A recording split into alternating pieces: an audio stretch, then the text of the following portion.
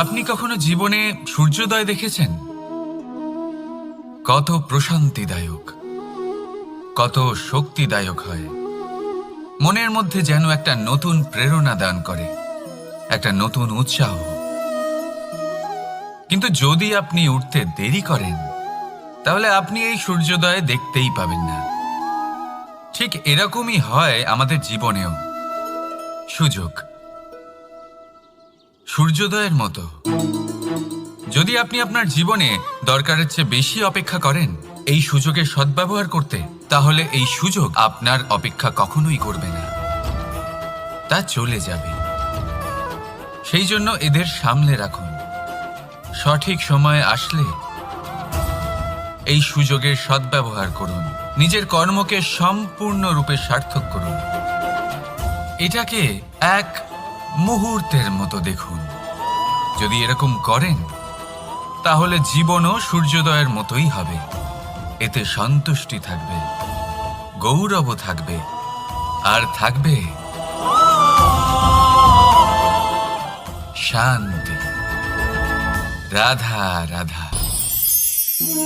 আমরা জীবনে এমন অনেক মানুষকে চিনি যারা অত্যন্ত শক্তিশালী, নিজের পরীক্ষা দিতে কখনো পিছপা হন না, খুব কঠোর হন, আত্মপ্রত্যয়ী হন, কিন্তু তাও তারা সাফল্য পান না।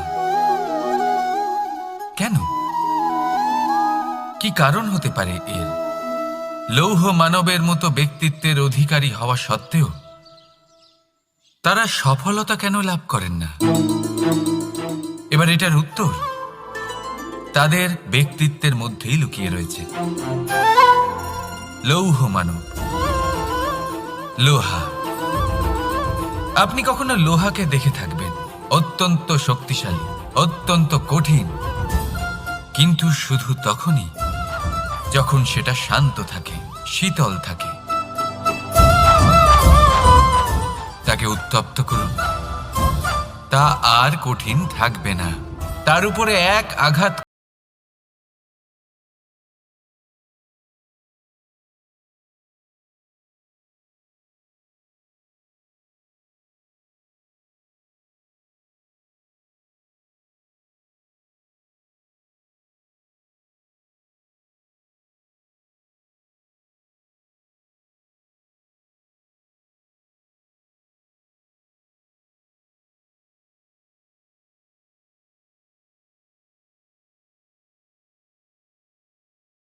না।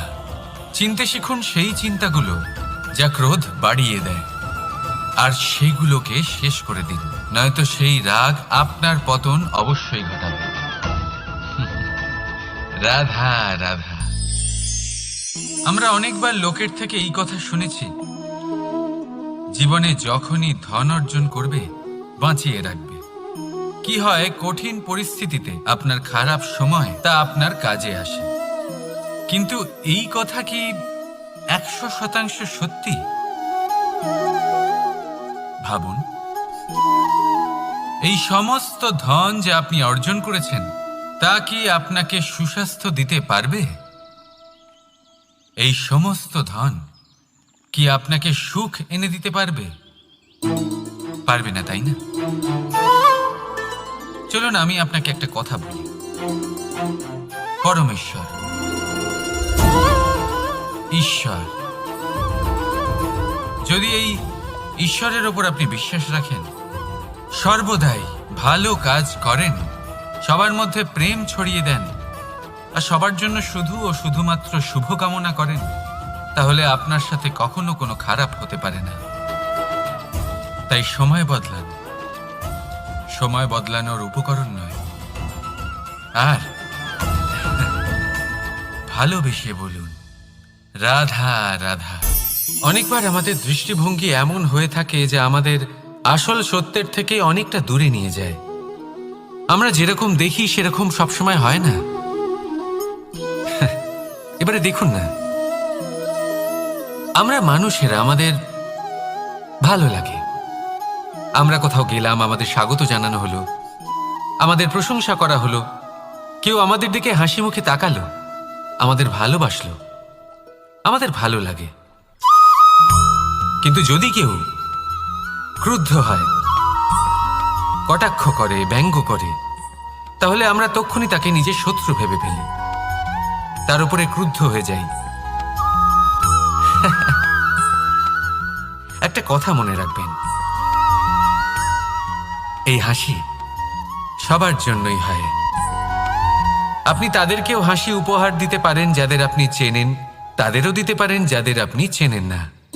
ছোটদের দিতে পারেন, বড়দের দিতে পারেন, সবার জন্যই হলো এই হাসি।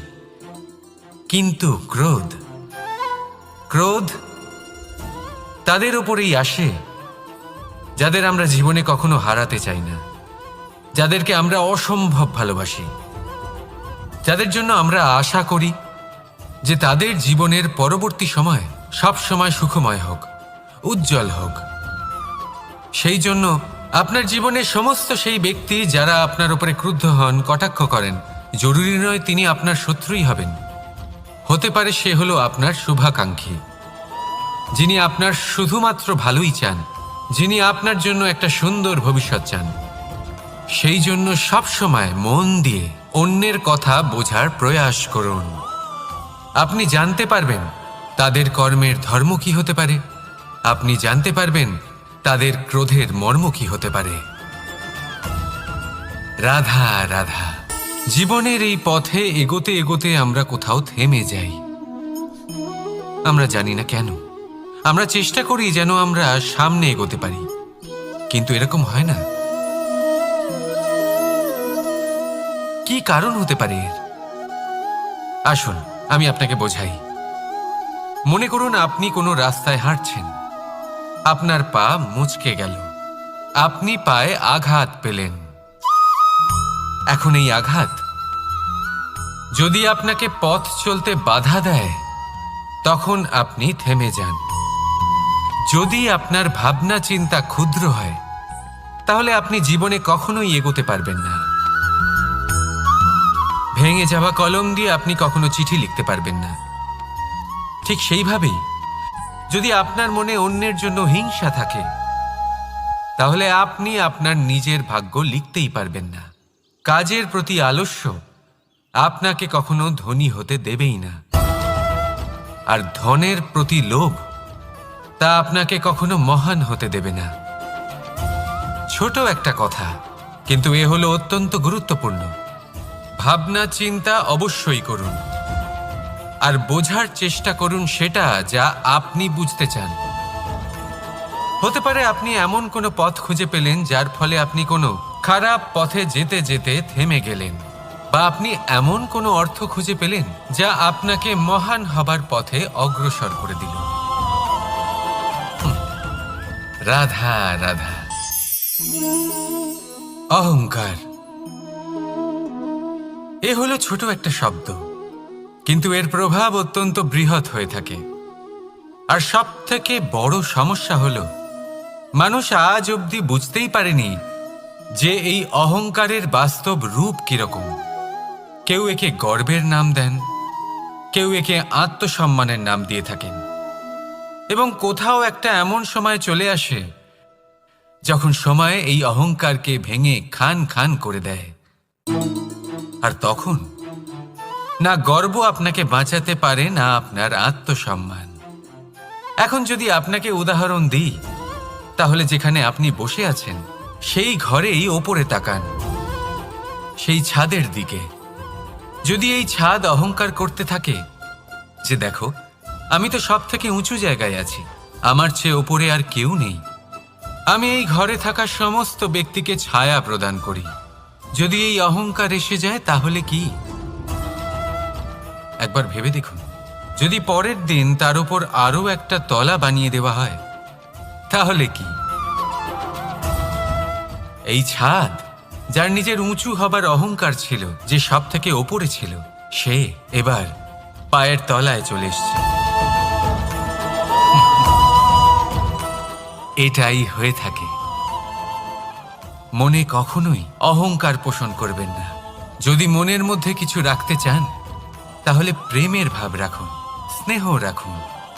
এই অহংকারকে আপনি যা ইচ্ছে নাম দিন, গর্ব হোক, আত্মসম্মান হোক, এর দ্বারা আপনার কোনোভাবেই কোনো লাভ হবে না।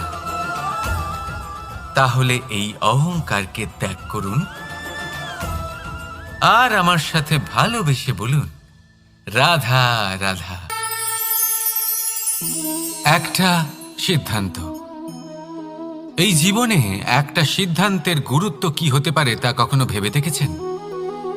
একটা সিদ্ধান্ত সেই ভিত্তি হতে পারে যা আপনার পুরো জীবনকে বদলে দিতে পারে, এই সমস্ত সংসারকে বদলে দিতে পারে, ভবিষ্যৎ বদলে দিতে পারে।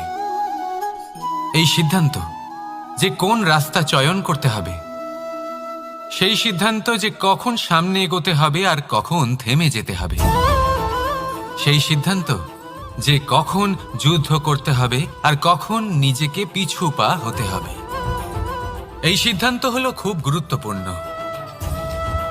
আর আপনি তো এই সংসারে একা নন, তাই আপনার একটা সিদ্ধান্ত শুধু আপনার জন্যই নয়, সমস্ত সংসারের জন্য গুরুত্বপূর্ণ হতে পারে। এবার এই সিদ্ধান্ত আপনারই হবে। ভাবনা চিন্তা করে নেবেন, সাফল্য পাবেন। রাধা রাধা। ভবিষ্যৎ। সংসারে এমন কোন ব্যক্তি আছেন যিনি নিজের ভবিষ্যতের বিষয়ে ভাবেন না? যে কেউ ভাবেন, আমার ভবিষ্যৎ কিছু এরকম হবে, আমি ভবিষ্যতে এরকম কিছু একটা করব, এই সুবিধা থাকবে, এই আনন্দ পাবো, ইত্যাদি ইত্যাদি। কিন্তু সত্যি বলি, ভবিষ্যতের থেকে বড় ভণ্ড আর কেউ নেই। ভবিষ্যৎ আপনাকে ছেড়ে চলে যাবে, আপনি জানতেও পারবেন না। ভবিষ্যৎ আপনার থেকে আপনার বর্তমান কেড়ে নেবে। অনেক সময় আমরা ভবিষ্যতের বিষয় ভাবতে থাকি, দুশ্চিন্তা করতে থাকি, ভবিষ্যৎ দিয়ে নিজেকে এতটাই ঘিরে ফেলি যে বর্তমান কি তা ভুলেই যাই, তার বোধই আমাদের থাকে না। ভাবুন, ভবিষ্যৎ কি? ভবিষ্যৎ হলো সেটাই যা এখনো পর্যন্ত ঘটেনি। বর্তমান হলো সেটা যা এখন ঘটছে।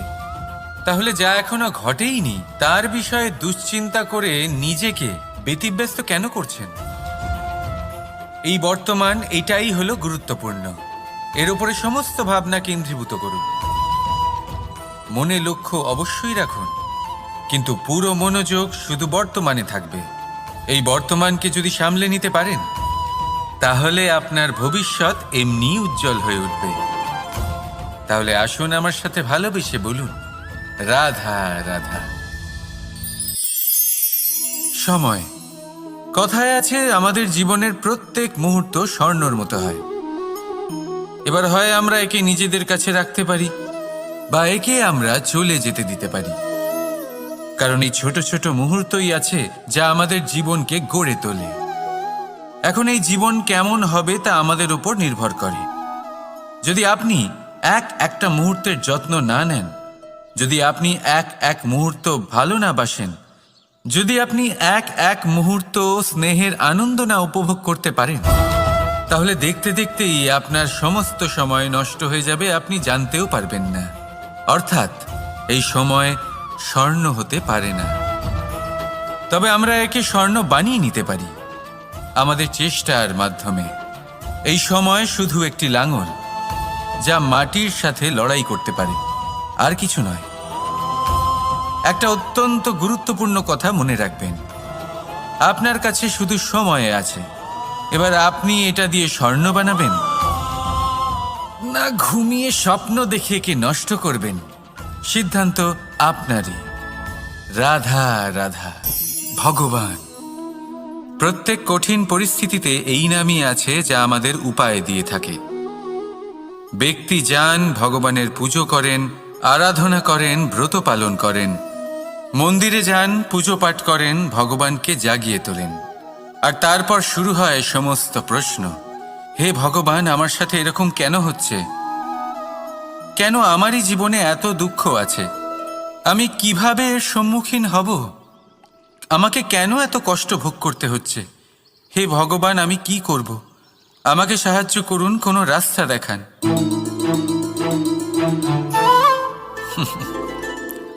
চলুন আমি আপনাকে একটা প্রশ্ন করি। মন্দিরে যাওয়ার চেষ্টা করার আগে আপনি কি জীবনে ততটা চেষ্টা করেছেন যতটা সেই সমস্যাকে দূর করার জন্য দরকার ছিল? দ্বিতীয় প্রশ্ন, ভগবানকে জাগানোর পূর্বে আপনি কি নিজেকে জাগিয়ে তুলেছেন? আপনি কি আলস্য ত্যাগ করেছেন? তৃতীয় প্রশ্ন, ভগবানকে জিজ্ঞাসা করার আগে আপনি কি নিজেকে জিজ্ঞাসা করেছেন যে আমি কেন এত অসফল হচ্ছি? যদি না করে থাকেন তাহলে সবার আগে এটা করুন। আপনি সমস্ত প্রশ্নের উত্তর পাবেন, সমস্ত বিপদের পরিত্রাণ পাবেন। অন্য কোথাও নয়, নিজের ভেতরে তাকিয়ে দেখুন। চেষ্টা করুন নিজেকে জাগিয়ে তোলার। আপনি সফল অবশ্যই হবেন, কারণ এই পরমাত্মা, ওই পরমেশ্বর, ওই পরব্রহ্ম আপনার মধ্যেই তো আছে। রাধা রাধা। নাম। জন্মগ্রহণের পর মানুষের জন্য এই নাম অত্যন্ত গুরুত্বপূর্ণ হয়। মাতা, পিতা, পুরোহিত সকলেই সেই অক্ষর খুঁজতে শুরু করেন যা দিয়ে আপনার নাম শুরু হবে। কিন্তু নাম আর রাশি এক হয়ে গেলেই কি সব কিছু ঠিক হয়ে যায়? কখনোই নয়, কারণ আপনার কর্মই হলো সব থেকে গুরুত্বপূর্ণ, আর কিছুই নয়। দেখুন, এই নিয়তিও আপনার কর্ম অনুযায়ী আপনার ভবিষ্যৎ সুনিশ্চিত করে। যদি আপনাকে উদাহরণ দিই তাহলে ভাবুন, একদিকে ছিলেন রাম আর অন্যদিকে রাবণ।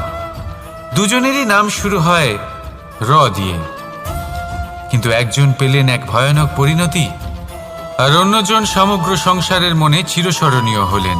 তাহলে মনে রাখবেন, নাম নয়, কর্মই হলো শ্রেষ্ঠ। আর যদি তা শ্রেষ্ঠ হয় তাহলে আপনার নাম এমন স্থানে পৌঁছবে যা সংসারের কেউ মুছে ফেলতে পারবে না। তাহলে আসুন আমার সাথে ভালোবেসে বলুন, রাধা রাধা। অনেক সময় যখন আমরা কর্ম করি, সাফল্য লাভ করি, কঠিন পরীক্ষায় উত্তীর্ণ হই, বড় কাজ করি, আমাদের মনে হয় এই সংসার আমাদের একটু প্রশংসা করুক, ভালো লাগে। অনেকবার মনে হয় এটা হলো আমাদের কর্মের ফলই বটে, আমরা আনন্দ পাই। কিন্তু যখন আমরা এই প্রশংসা পাই না, তখন কি হয়? আমরা দুঃখী হয়ে যাই, ভেঙে পড়ি। মনে হয় যেন আমার জন্য কেউ চিন্তাই করে না। এমন মনে হয় যেন আমাদের আনন্দে অন্য কেউ আনন্দই পায় না। অনেক রকম ভাবনা আসে। কিন্তু আমি আপনাকে একটা প্রশ্ন করতে চাই, আপনি যে কাজই করেন না কেন, যে কর্মই করেন না কেন, তা কি শুধুমাত্র প্রশংসার জন্য করেন? যদি এরকম হয়ে থাকে তাহলে সেই ভাবনা এক্ষুনি ত্যাগ করুন, কারণ এই প্রকৃতি আমাদের অন্য শিক্ষা দেয়।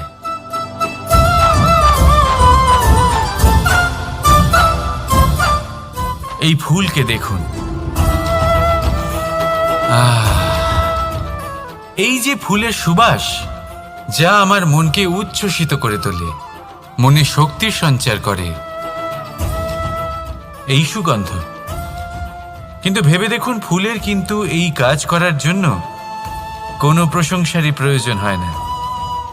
এটাই হলো প্রকৃতির শিক্ষা। যিনি সৎ হন, সৎকর্ম করেন, তার কোনো প্রশংসার প্রয়োজন হয় না, কারণ ওনার কর্মই হলো ওনার সুবাস। মনে রাখবেন, আতর নকল ফুলে দেওয়া হয়, প্রকৃত ফুলের তার কোনো প্রয়োজন হয় না। সেইভাবেই আপনিও কর্ম করতে থাকুন শুভ চিন্তা নিয়ে। এই মনকে সব সময় শান্ত রাখুন, স্বচ্ছ রাখুন। যদি এরকম করেন তাহলে আপনার কর্ম এমন সুবাস ছড়াবে যে আপনার জীবনে শুধু এবং শুধুমাত্র আনন্দই থাকবে। তাহলে এই আনন্দ সহকারে বলুন, রাধা রাধা। এই সংসারে এমন কোনো পর্বত নেই যা এতটাই উঁচু যে মানুষ তার শিখরে পৌঁছতে পারবে না, তাকে অতিক্রম করতে পারবে না। এই সংসারে এমন কোনো সাগর নেই যা কিনা এতটাই গভীর যেখানে মানুষ তার তলদেশে পৌঁছে ফিরে আসতে পারবে না।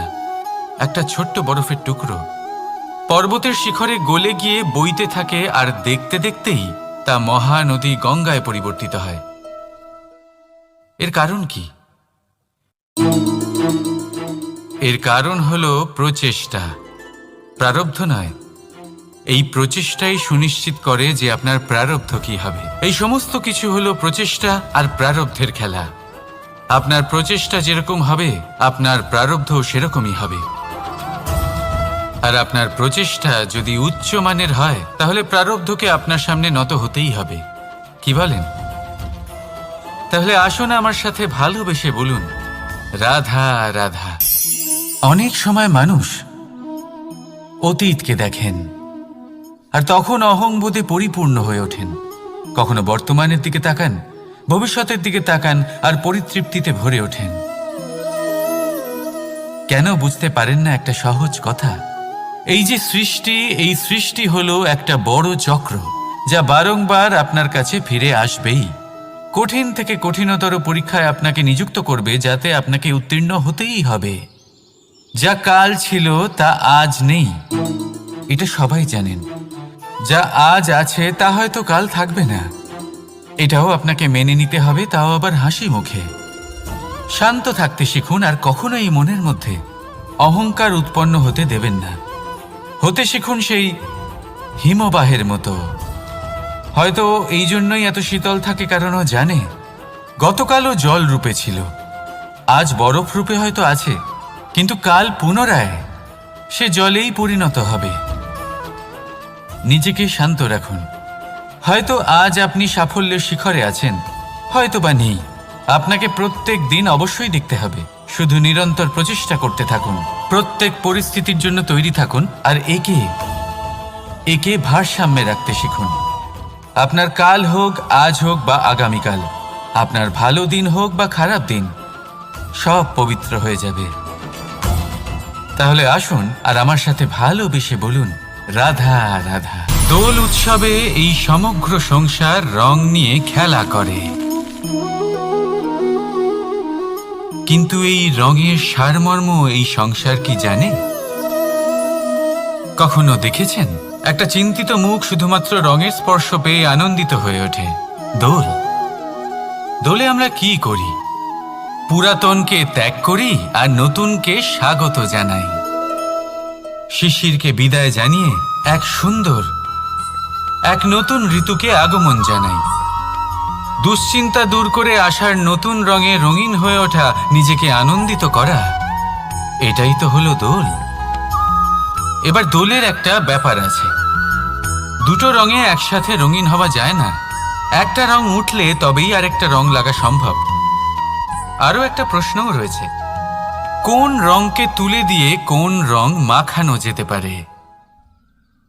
যদি আপনাকে উদাহরণ দিই, লোভের এই রং, তা যতক্ষণ লেগে থাকবে আনন্দের রং লাগতে পারবে না। যা হয়েছিল দ্বারকাবাসী এবং সামন্তক মণির মধ্যে। ভ্রান্তির রং যতক্ষণ লেগে থাকবে সত্যের রং লাগতে পারবে না, যা হয়েছে রুক্মিণীর সাথে। আর হিংসার এই রং যতক্ষণ লেগে থাকবে প্রেমের রং ততক্ষণ লাগতেই পারবে না, যা হয় আপনার আমার সবার সাথে। তাহলে আসুন একসাথে মিলে দোল পালন করি এবং সবকিছুর উপরে বিজয় লাভ করি। অন্ধকারের স্থানে আলোর, ভ্রান্তির স্থানে সত্যের, হিংসার স্থানে প্রেমের আর লোভের স্থানে আনন্দের এই সুন্দর রং মাখাই। শত্রুতা, ঘৃণা, হিংসা এই সব কিছু ত্যাগ করি আর সকলের সখা হয়ে উঠি। আর ভালোবেসে বলি, শুভ দোল। হ্যাঁ, ওটা তো আমরা অবশ্যই বলবো, রাধা রাধা। সংসারে অনেক সময় এরকম হয় যে আমরা খুব সমস্যায় থাকি, খুব বিপদের মধ্যে থাকি। আর সেই সমস্ত মানুষ যারা আমাদের কাছের মানুষ, আমাদের আপনজন, তারা আমাদের ত্যাগ করে চলে যান। আমরা এই সময় দুঃখ পাই, নিরাশ হয়ে পড়ি এবং একা একাই সেই সমস্যাকেও কাটিয়ে উঠি। এবার পরিস্থিতি যেমন খুশি হোক না কেন, সেই সব মানুষ যারা এমন সময় আপনাকে ত্যাগ করেছেন তাদের প্রতি ক্রুদ্ধ হওয়া, অভিমান করা, এটা অনুচিত। আমি বলবো তাদের প্রতি কৃতজ্ঞ থাকুন। আমি বলবো তাদের ধন্যবাদ জানান যে তারা এমন সময় আপনার সঙ্গ ত্যাগ করেছেন যখন আপনার তাদের সব থেকে বেশি প্রয়োজন ছিল। কারণ দেখুন, হয় তাদের বিশ্বাস ছিল যে আপনি নিজেই এই বিপদ থেকে বেরিয়ে আসতে পারবেন, বা তাদের ত্যাগ করার জন্য আপনি নিজের উৎসাহ বাড়িয়ে তুললেন, আপনি নিজের শক্তি বাড়ালেন এবং নিজে সেই সমস্যা থেকে বেরিয়ে আসলেন। নিজের খারাপ সময়কে আপনি নিজেই ভালো সময় করে তুললেন। শেষ পর্যন্ত আপনি আরো শক্তিশালী হয়ে উঠলেন, আরো শ্রেষ্ঠ হয়ে উঠলেন। আর এটাই তো আপনার বিজয়, যার কারণ হলো তাদের আপনাকে ত্যাগ করা। তাহলে তাদের ধন্যবাদ জানান আর আমার সাথে ভালোবেসে বলুন, রাধা রাধা। ধন, ধন হলো কারোর জন্য মোহ, আবার কারোর জন্য মায়া, কারোর জন্য হয়তো ভাগ্য, আবার কারোর জন্য কর্মের পারিশ্রমিক। দেখতে গেলে এই ধন হয়তো সবার জন্যই অত্যন্ত প্রয়োজনীয় হয়ে থাকে। সেই জন্যই তো মানুষ নিজের সমস্ত জীবন অতিবাহিত করেন এই ধন অর্জন করার জন্য। অনেক মানুষ এমনও হয় যাদের সমস্ত জীবন এই ধন অর্জন করতেই কেটে যায়। প্রত্যেক মানুষই চেষ্টা করেন যেন তিনি ধনী হন, যত সম্ভব বেশি ধন অর্জন করতে পারেন, সম্পন্ন থাকতে পারেন। আর তা হবে নাই বা কেন? কারণ এটাই হলো এমন এক বস্তু যা আদান প্রদান এমন নানান কাজে আসে। চেষ্টা তো সব মানুষই করেন, ধন অর্জন সব মানুষ করতে পারেন না। কারণ হলো এটাই যে মানুষ ভাবেন যে তার কাছে কিছু ধন এলে তারপর তিনি কিছু করে দেখাবেন, আর ধন ভাবে যদি এই মানুষ কিছু করে দেখান তাহলে আমি তার কাছে আসব। সেই জন্য কিছু করে দেখান, এমন শ্রেষ্ঠ কাজ করে দেখান যাতে ধন নিজেই আপনার কাছে ছুটে আসে। যদি আপনি ধন লাভের আশায় ছোটেন তাহলে আপনি নিজের সন্তোষ ভাব হারিয়ে ফেলবেন। কিন্তু এই সম্পত্তি যদি আপনার কাছে ছুটে আসে তাহলে আপনাকে মহান বলা হবে। সেই জন্য কাজ করুন, শ্রেষ্ঠ কাজ করে দেখান, দেখবেন এই ধন ফলস্বরূপ আপনার কাছে আসবেই আসবে। তাহলে আসুন আমার সাথে ভালোবেসে বলুন, রাধা রাধা। আমাদের মনে সবসময় একটা প্রশ্ন এসেই থাকে, এই জীবন যা কিনা ঈশ্বর আমাদের দিয়েছেন, একটা জীবন। ঈশ্বর এক আত্মা দিয়েছেন পৃথিবীতে বাঁচার জন্য। যতদূর আমরা জানি আমাদের কাছে একটাই জীবন রয়েছে। আমরা ভাবি এই জীবন গুছিয়ে কিভাবে রাখা যায়। প্রত্যেক মানুষ ভাবেন যে আমি কি করি যাতে এই জীবনকে গুছিয়ে রাখা যায়, কিরকম কর্ম করব, কিরকম পুণ্য করব, কি ধরনের শাস্ত্র পড়ব যাতে আমি সেই জ্ঞান অর্জন করি যাতে জীবনটা সুন্দর করে তুলতে পারি। আমাদের সমগ্র জীবন কেটে যায় এই প্রশ্নের উত্তর খুঁজতে, সেই শাস্ত্র অধ্যয়ন করতে। এমন অনেক মানুষ তাও বুঝতে পারেন না। আসুন আজ আমি আপনাকে একটা সহজ কথা বলি, যার দ্বারা আপনি নিজের জীবন সুন্দর করবেন। জীবন, জিহ্বা, এদের দুজনেরই হলো একটাই রাশি।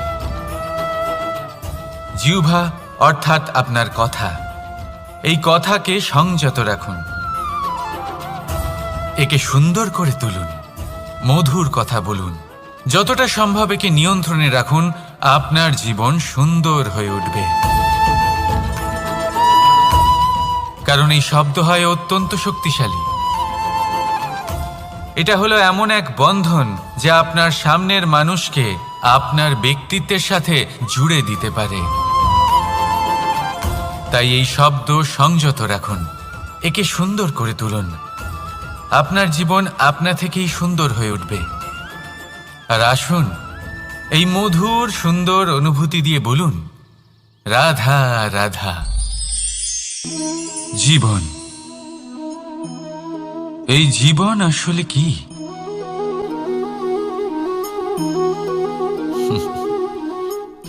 এই প্রশ্ন সবার মনেই এসে থাকে। সবার মন এই প্রশ্নের জন্যই চিন্তিত থাকে। এই জীবন আসলে কি, এর উদ্দেশ্য আসলে কি, কি করা যেতে পারে এই জীবনে? এই জীবন কি কিছু পাওয়ার, নাকি এই জীবন কিছু হারাবার? এই জীবন কি আসলে সেটাই যেখানে আমাদের পরমাত্মার খোঁজ করা উচিত?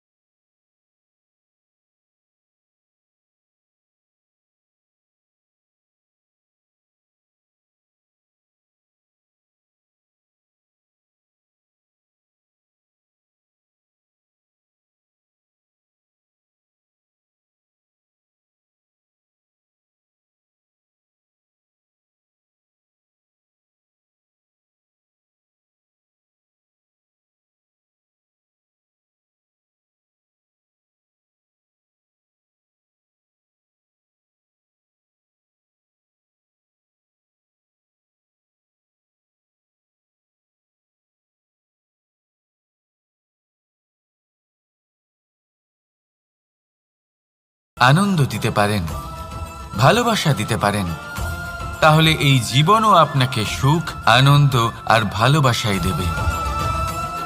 তাহলে আসুন এই সুখ, আনন্দ আর ভালোবাসা দিয়ে বলুন, রাধা রাধা।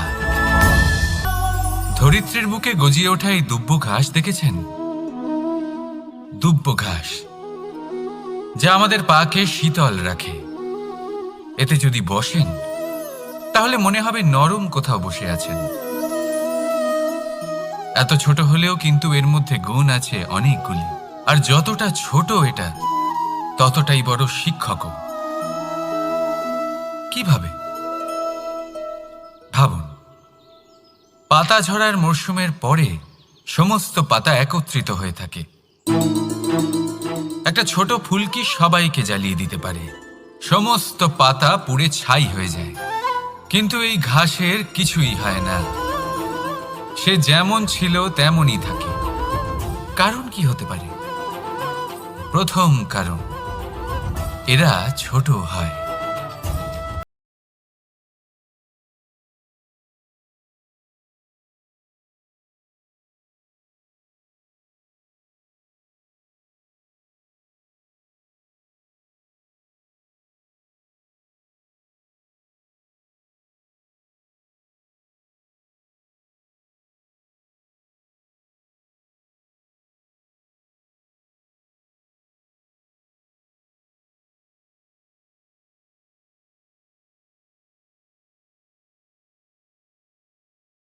আর বিশ্বাসের নমনীয়তা বজায় রাখবেন। যদি এরকম করতে পারেন তাহলে জীবন সবসময় সুখে কাটবে। রাধা রাধা।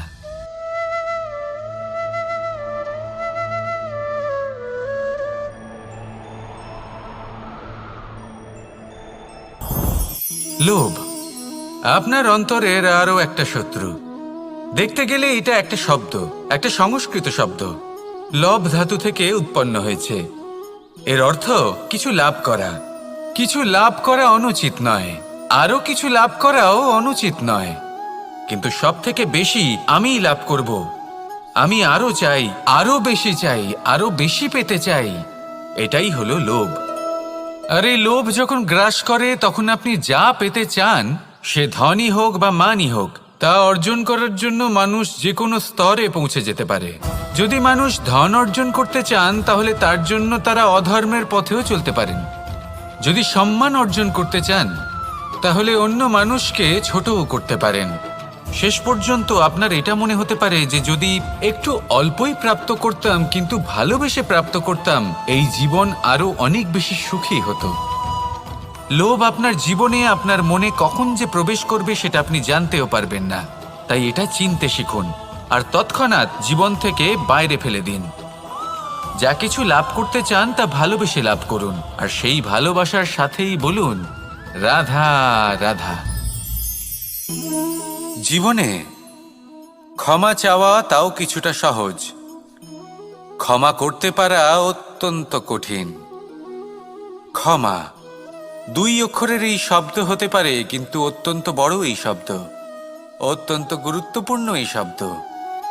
কখনো কখনো অন্য কাউকে ক্ষমা করে দেওয়া তাও কিছুটা সহজ কাজ, কিন্তু নিজেকে ক্ষমা করতে পারা অত্যন্ত কঠিন হয়ে দাঁড়ায়। অতীতে যদি আমাদের এমন কোনো ভুল হয় যে কারণে আমরা নিজেকে ক্ষমা করতে পারি না, অনেক সময় এমন কিছু ভুল করে বসি যে বিষয় শুধু আমরাই জানি, কিন্তু আমরা নিজেকে ক্ষমাই করতে পারি না, আর আমাদের বিকাশ সেখানেই স্তব্ধ হয়ে যায়। কারণ যদি আপনি ক্ষমা করতে না শেখেন, নিজেকে ক্ষমা যদি না করতে পারেন, তাহলে তা আপনার জীবনের সবথেকে বড় বাধা হয়ে দাঁড়াবে। সেই জন্য জীবনে অবশ্যই শিখুন যে কিভাবে নিজেকে ক্ষমা করতে হয়, আর শিখুন যে আগের করা ভুল আবার কি করে না করা যেতে পারে। এই মন হালকা হবে আর প্রসন্ন হয়ে বলবে, রাধা রাধা। এই সংসারে যখনই কোনো সমস্যা আসে, তখন আমরা আমাদের সবথেকে বড় সম্বলের কাছে আশ্রয় খুঁজি, তা হলো আমাদের বিশ্বাস। এবার প্রশ্ন হলো এটাই যে এই বিশ্বাস কার উপর করা যেতে পারে? পরিবারের উপর, বন্ধুর উপর, নাকি তাদের উপর বিশ্বাস করা উচিত যাদেরকে আমরা কখনো সঙ্গ দিয়েছি? দেখুন, এই সংসারে বিপদের সম্মুখীন হলে কে আপনাকে সাহায্য করবে সেটা নির্বাচন করা আপনার হাতে নেই। সেটা সেই সকল ব্যক্তির উপর নির্ভরশীল যে তারা আপনাকে সাহায্য করবে নাকি করবে না। অর্থাৎ যখনই কোনো বিপদ আসে, সর্বপ্রথম তার সম্মুখীন আমাদের নিজেকেই হতে হয়, আর তার জন্য প্রস্তুত থাকা প্রয়োজনীয়। সেই শক্তি, সেই সাহস অর্জন করা প্রয়োজনীয়। দেখুন, যখনই অন্ধকার আসে তখন সবার আগে কে আপনাকে ত্যাগ করে চলে যায়? আপনার নিজেরই ছায়া। এই অন্ধকারের সম্মুখীন হতে হয় অন্তরের প্রদীপের দ্বারা, অন্তরের আত্মা দ্বারা। তবেই আপনি অন্ধকারের ওপর জয়লাভ করতে পারবেন। সেই জন্য যে বিপদই আসুক না কেন, নিজেকে তার জন্য প্রস্তুত রাখা উচিত। সেই সাহস নিয়ে আসুন। এমন কোনো বিপদ নেই যা আপনাকে ভেঙে দিতে পারে। আসুন আমার সাথে ভালোবেসে বলুন, রাধা রাধা। মানুষ সবসময় চায় যে তার জীবনে যেন কখনো কোনো সমস্যাই না আসে। সে চায় তার জীবন যেন শুধুমাত্র শান্তি এবং সুখের দ্বারা পূর্ণ থাকে। কিন্তু এই চাহিদা অনুচিত কিছু নয়। আমরা সবাই এটাই চাই যে জীবনে সুখ থাক, শান্তি থাক। কিন্তু এই কথা সবসময় মনে রাখবেন, যে সূর্য উদিত হন সংসারকে প্রকাশমান করেন, দুপুরবেলায় সংসারকে রৌদ্র প্রদান করেন, সন্ধেবেলায় তাকেও অস্ত যেতে হয়। এবার আমাদের জীবন চক্র কিছুটা এরকমই। কোনো কিছুই চিরকাল একরকম থাকে না। কখনো এই নদীকে দেখুন, যা বয়ে চলেছে। এই নদী যা বয়ে চলেছে তার পথেও অনেক বিপদ আসে। বড় বড় পাথরের সম্মুখীন হয়ে তাকেও সামনে এগিয়ে যেতে হয়। একটি পুকুর যা চারদিক থেকে ঘেরা, তার জীবনে কিন্তু কোনো সমস্যা নেই। কিন্তু এই সংসারে পুকুরের পুজো করা হয় না, পুজো করা হয় নদীকে। মনে রাখবেন, সমস্যার ঊর্ধ্বে তিনি উঠতে পারেন যিনি সমাধি লাভ করেছেন, যিনি এই সংসারেই নেই। যিনি এই সংসারে আছেন এবং জীবিত আছেন, তার জীবনের সমস্যা হলো শ্বাসবায়ুর মতোই গুরুত্বপূর্ণ। আসুন আমার সাথে ভালোবেসে বলুন, রাধা রাধা। আজ আমি আপনাকে একটা ছোট্ট কাহিনী শোনাব। একবার আমি, রাধা আর দাদা, আমরা তিনজনে মিলে লুকিয়ে একটা উপবনে গেলাম আম পেড়ে খেতে। অনেক পরিশ্রম করে আমরা ওখানে পৌঁছলাম, আর আমরা আশ্চর্যচকিত হয়ে গেলাম এটা দেখে যে এবার তো আম পাকেইনি। এবার দাদা কি করলেন, একটা আম পাড়লেন আর সেটা চাখলেন, আর উনি নিরাশ হয়ে পড়লেন। উনি বললেন যে এটা তো খুবই টক। তারপর রাধা একটা আম পাড়লো আর সেটা চেখে দেখলো, আর রাধা উৎসাহিত হয়ে পড়ল। আমি রাধাকে জিজ্ঞেস করলাম, কি হয়েছে, তুমি এত উৎসাহিত কেন? তখন রাধা বলল যে এবার এত বেশি টক আম হয়েছে যে এগুলো দিয়ে আমরা আচার বানাবো। তাহলে দাদা ওখান থেকে বেরিয়ে গেলেন নিরাশ হয়ে এবং খালি হাতে। রাধাও ওখান থেকে বেরিয়ে গেল কিন্তু উৎসাহিত হয়ে আর অনেকগুলো কাঁচা আম সাথে নিয়ে। এর থেকে আমরা কি শিক্ষা পেতে পারি? যে প্রত্যেকটা স্থানে এমন কিছু রয়েছে যেখান থেকে আমরা কিছু একটা শিক্ষা লাভ করতে পারি, যা আমাদেরকে বিকাশের পথে নিয়ে যেতে পারে। এই শিক্ষা প্রত্যেক স্থানে আছে। সবকিছু আমাদের দৃষ্টিভঙ্গির উপর নির্ভর করছে। যখনই আমাদের জীবনে আমাদের সম্পর্কে কোনো সমস্যা, কোনো বিপদ আসে, তখন বেশিরভাগ মানুষ সেই বিষয় নিয়ে দুঃখী হয়ে পড়েন। আর কিছু মানুষ এমনও থাকেন যারা শেষ পর্যন্ত তার সমাধান করেন, বিপদকে পরাজিত করেন, সম্পর্কগুলিকে আবার জুড়ে দেন। যদি আপনি সুখের খোঁজ করেন তাহলে আপনি সুখ অবশ্যই পাবেন, প্রসন্নতা অবশ্যই পাবেন। যদি আপনি দুঃখ খোঁজেন তাহলে দুঃখ অবশ্যই পাবেন। এবার আপনি কি খুঁজতে চান সেই চয়ন আপনারই। আসুন আর আমার সাথে ভালোবেসে বলুন, রাধা রাধা। কখনো কোনো প্রজাপতিকে উড়তে দেখেছেন? কি সুন্দর উড়ে বেড়ায় সে, এক ফুল থেকে অন্য ফুলে, এক পাতা থেকে অন্য পাতার ওপর। কিন্তু সে কিভাবে উড়তে শেখে কখনো ভেবেছেন? জন্ম থেকেই কিন্তু প্রজাপতির ডানা থাকে না। ও কিন্তু ছোট্ট একটা ডিমের আকারে জন্ম লাভ করে। তারপর সেই ডিমটি ভেঙে একটি কীট বাইরে আসে। আস্তে আস্তে সে বড় হয়, ওর শক্তি বৃদ্ধি পায়। তারপর সে সেই কীট দশা ত্যাগ করে নিজের ডানাগুলি মেলে। এই প্রক্রিয়া তার কাছে সরল নয়, অত্যন্ত যন্ত্রণাদায়ক প্রক্রিয়া, কিন্তু সে সেই যন্ত্রণা মেনে নেয়। আর তারপর আস্তে আস্তে সে উড়তে শেখে। শুধুমাত্র আকাশে উড়ে বেড়ায় তা নয়, আমাদের মনের মাঝে উড়ে বেড়ায়। এবার এই ডিম থেকে প্রজাপতি হয়ে ওঠার যে যাত্রা, এটা যতটা কঠিন, ততটাই কঠিন হয় এই সংসারে শ্রেষ্ঠ কর্ম করা, ততটাই কঠিন হয় এই সংসারে মহান হয়ে ওঠা। সেই জন্য প্রয়োজনীয় প্রচেষ্টা এবং সময়। নিরন্তর প্রচেষ্টা করতে থাকুন, পর্যাপ্ত সময় নিন, এবং আপনি নিজেকে এই আকাশে উড়ন্ত অবস্থায় পাবেন। আসুন আমার সাথে ভালোবেসে বলুন, রাধা রাধা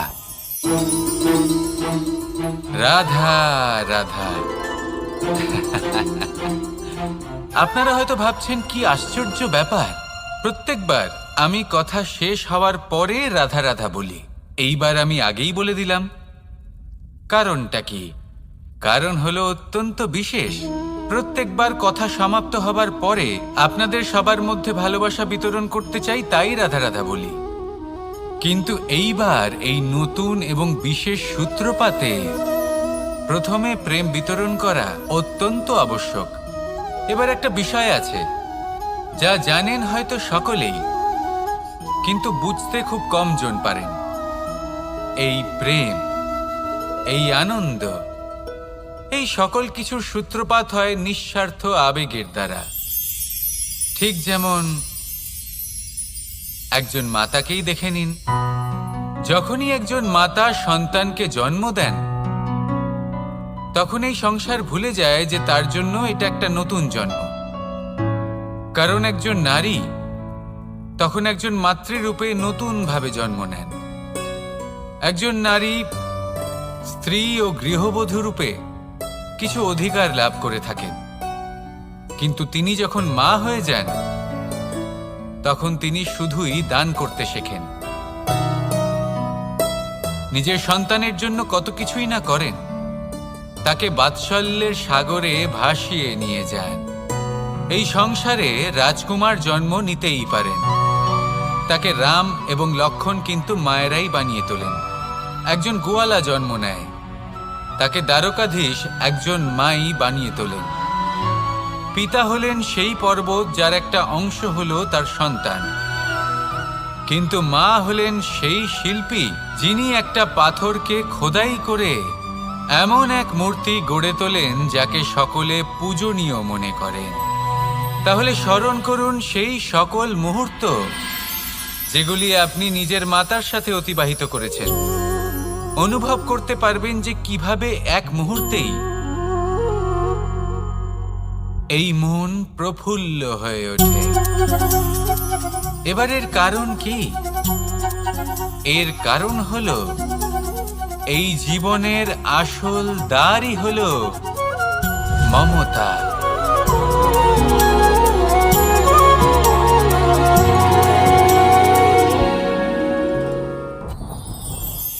যত শক্তিশালী এই মন, তত শক্তিশালী এই শরীরও। এই যে আমাদের শরীর, এটা আসলে কি? এ হলো একটা রথের মতো। আর একটা রথ ততক্ষণ চলতে পারবে না যতক্ষণ না তাকে কোনো সারথি চালাবে। এই মন হলো শরীরের সারথি। এবার ভাবুন, যদি এই সারথি শক্তিহীন হয়, দুর্বল হয়, তাহলে এই রথের কি হবে? এটা উচিত পথে চলতে পারবে না, উচিত গতিতে চলতে পারবে না, মন মতো স্থানে এটা পৌঁছতেও পারবে না। সেই জন্য মনের শক্তি অত্যন্ত প্রয়োজনীয়। এবার মনের শক্তি আমরা কোথা থেকে লাভ করি? দৃঢ়তার শক্তি থেকে। এবার এই শক্তি আমরা কিভাবে বাড়াতে পারি? আমরা প্রতিদিন কিছু নতুন স্থির করি, কিছু ছোট কিছু বড়। আর যেই আমরা নতুন কিছু পূর্ণ করি, আমাদের মনের শক্তি বেড়ে যায়। আর যদি পূর্ণ না করতে পারি, মনের শক্তি কমে যায়। একটা দেওয়ালের মতো ছোট ছোট ছোট ছোট শিলা আমরা একটার পর একটা স্থাপন করে একটা দেওয়াল তৈরি করি। এতগুলো পাথর যখন একত্রিত হয়ে যায়, তখন এমন এক দেওয়াল তৈরি হয় যাকে ভাঙা প্রায় অসম্ভব হয়ে দাঁড়ায়। সেরকমই হয় মন এবং দৃঢ়তা। ছোট ছোট কাজ করে নিজের লক্ষ্য পূর্ণ করুন। এই লক্ষ্য যদি পূর্ণ হয়, তবে মনের শক্তি বাড়বে। কিছুটা এইভাবে যে যত বড়ই বিপদ আসুক না কেন, সেই বিপদ নিজে হার মেনে নেবে, কিন্তু আপনার মন ততটাই শক্তিশালী থাকবে। তাই মনের শক্তি বাড়াতে থাকুন, যাতে আপনি উচিত পথে চলতে পারেন, উচিত গতিতে চলেন আর মনোবাঞ্ছিত স্থানে পৌঁছতে পারেন। তবেই এই মন প্রসন্ন হয়ে বলবে, রাধা রাধা। আমি রাধাকে ভালোবাসি, আর এই কথাটা সমগ্র সংসার জানে। আর সময় অন্তরে লীলার দ্বারা, বিভিন্ন ঘটনা দ্বারা, কর্মের দ্বারা আমি নিজের এই ভালোবাসা রাধার সামনে প্রকাশ করি। এবার আপনি বলবেন, এসবের কি প্রয়োজন? রাধা কি এই কথা জানে না যে কৃষ্ণ তাকে কতটা ভালোবাসে? অবশ্যই জানে, কিন্তু এই যে ভালোবাসা, তা মনে রেখে দেওয়ার জন্য নয়, তা প্রকাশ করার জন্য। আর বারংবার এই ভালোবাসাকে প্রকাশ করা উচিত, উচিত সময় এবং উচিত সুযোগ দেখে। কিরকম? এবার যদি আপনি প্রেমীর সাথে কোনো উৎসবে থাকেন, তাহলে তার সাথে নৃত্য সঙ্গীত করুন। যদি ভিড়ের মাঝে থাকেন, তখন প্রেমীকে সম্মান করুন, একান্তে প্রসাধন করুন। দুঃখের সময় তার হাত ধরে থাকুন, সুখের সময় আলিঙ্গন করে রাখুন। এই প্রেম যত প্রকাশ করবেন, ততই এই প্রেমের বৃদ্ধি হবে। এই প্রেম আরও বেশি গভীর হবে, অটুট হবে। তাই এই প্রেমকে মনে নয়, আপনার জীবনে স্থান দিন। মন খুলে প্রকাশ করুন আর আমার সাথে ভালোবেসে বলুন, রাধা রাধা। মুঠো হাতের শক্তি বেশি, মুঠো খুললেই তা দুর্বল। তা এমন কি থাকা উচিত এই বন্ধ মুঠোয় যা লাখের সমান? মানসিকতা এবং স্বপ্ন। মানুষ জন্মগ্রহণ করে, তার মানসিকতা সময়ের সাথে উন্নত হয়। মানসিকতা অনুযায়ী সে স্বপ্ন দেখে, আর সেই স্বপ্ন সার্থক করতে সে পরিশ্রম করতে থাকে। কিন্তু খুব গুরুত্বপূর্ণ একটা কথা আছে যা আপনার মনে রাখা উচিত। আপনার এই মানসিকতা, আপনার এই স্বপ্ন, তা যেন আপনার নিয়ন্ত্রণে থাকে। আপনার বন্ধ মুঠোয় যেন এর লাগাম থাকে, আপনি যেন এর প্রভু হন। যদি তা হয়, তবেই আপনি লাভবান হবেন। যদি এরা আপনাকে নিয়ন্ত্রণ করতে থাকে, যদি আপনার মুঠো খুলে যায়, না পথ আপনার নিয়ন্ত্রণে থাকবে, না মানসিকতা থাকবে, না স্বপ্ন নিয়ন্ত্রণে থাকবে। আর যদি তাই হয়, তাহলে আপনি আপনার ভবিষ্যৎ নষ্ট করে ফেলবেন। তাই নিয়ন্ত্রণ করতে শিখুন নিজের বিচার বুদ্ধি, নিজের মানসিকতা, নিজের স্বপ্নকে। নিজের এই স্বপ্ন পূরণ করুন আর আমার সাথে ভালোবেসে বলুন, রাধা রাধা। আমার কাছে যশোদা মা যেমন, আমার কাছে দেবকী মা যেমন, আমার কাছে ঠিক তেমনই হলেন গোমাতা। এবার ভেবে দেখার বিষয় হলো এটা যে এই সংসারে অসংখ্য প্রাণী আছে, একজন গাইকে একজন মায়ের মর্যাদা কেন দেওয়া হয়? তাহলে এর অনেকগুলো কারণ আছে।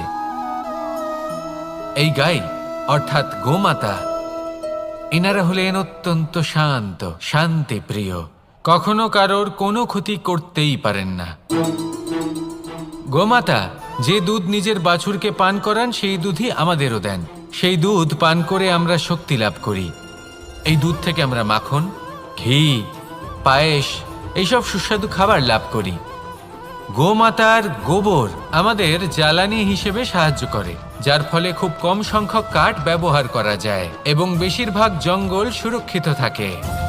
গোমাতার গোমূত্র সেটাও আমাদের কাছে লাভজনক।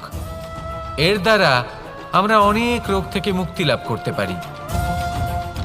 গোমাতা যখন একটি বাছুরকে জন্ম দেন তখন সেই বড় হয়ে আমাদের ক্ষেত কর্ষণ করে। সেই জন্য গাইকেও জীবনে মায়ের মর্যাদা দেবেন। যতটা সম্ভব তাকে সেবা করুন এবং ভালোবেসে তাকে পালন করুন। এই মন নিজে থেকেই প্রসন্ন হয়ে বলবে, রাধা রাধা। ধন, সম্পদ, ঐশ্বর্য, মানুষ হয় নিজের সৌভাগ্যের দ্বারা এগুলো লাভ করে থাকেন বা কর্মের দ্বারা। সৌভাগ্য আসলে কি?